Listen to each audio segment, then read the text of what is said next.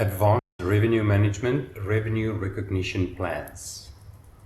Right, so we have in a bunch of previous videos looked at revenue arrangement management, right, and now we're getting to revenue recognition plans. So let's go to Suite answer 49205. Right.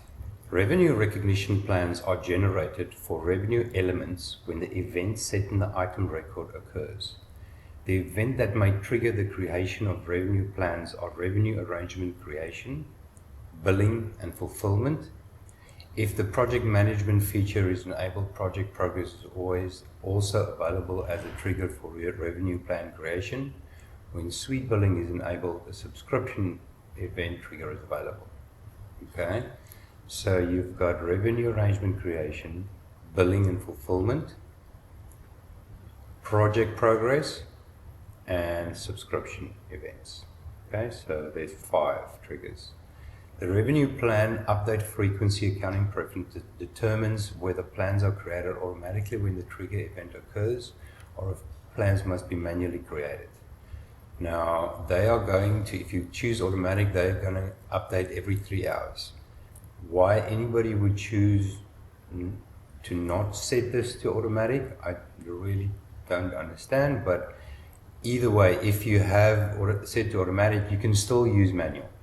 So I would definitely lean towards setting that as automatic. Revenue recognition plans indicate the posting periods in which revenue should be recognized and the amount to be recognized in each period. Revenue is not recognized until you generate a revenue recognition journal entries from the revenue plans.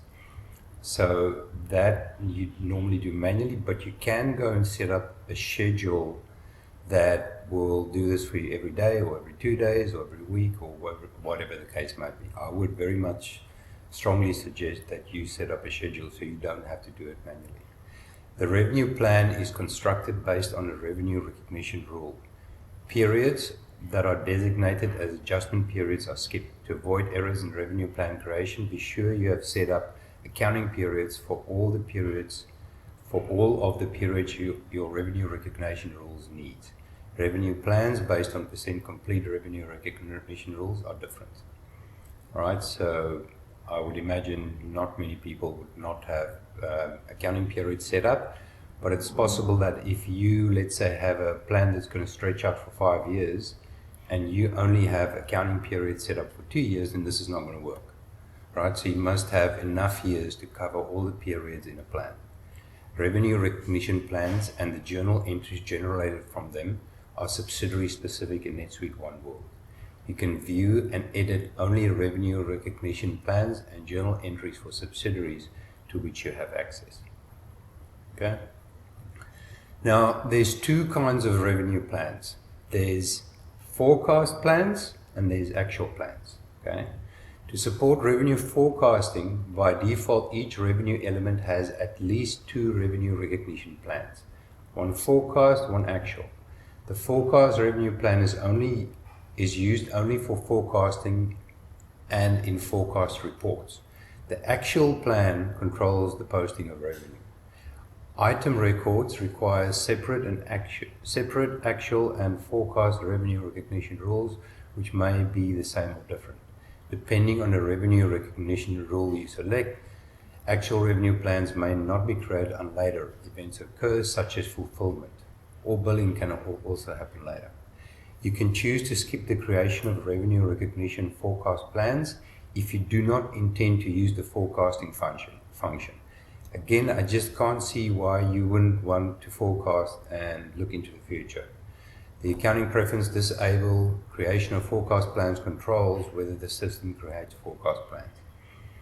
Alright, so now let's go specifically look at forecast. Revenue recognition forecast plans are created for revenue elements in addition to the actual plans or plans unless you disable their creation. Forecast plans cannot be placed on hold, so they do not include fields for hold revenue recognition and catch-up period. You can edit forecast revenue plans, but the changes are not carried over to actual revenue plans. When revenue recognition plans are created on billing or fulfillment, actual plans may not be created immediately because the event has not occurred. You can create forecasts in advance of actual revenue plans using revenue recognition forecast rules of start date, sources other than the event date. For example, you can create revenue recognition rules of revenue element start date and revenue element end date as the start and end date sources. Then select the type of rule as the revenue recognition forecast rule and set the forecast start and forecast end dates on the revenue arrangement. Changes in sources that affect the revenue amount in actual revenue plans, such as quantity and price changes, are also reflected in the forecast plans. Okay, so important, that's going to update. As revenue is recognized according to actual revenue plans, you can recalculate your forecast plans to align the forecast plans with actual revenue recognition. All right, and then we get to the actual plans. Actual revenue plans are updated when changes occur in sources and when revenue is posted as recognized. A revenue element may have multiple actual plans, right? For example, if the item record has the following settings, a new actual revenue plan is created for each billing event. Create revenue billing on plan on set to billing, revenue recognition rules set to any rule with the amount source set to event percent based on amount. See the following for more information about working with revenue recognition plans. Now, in my next 4 videos, I am going to go through those 4 steps. So there you will see there's viewing, updating, editing, deleting.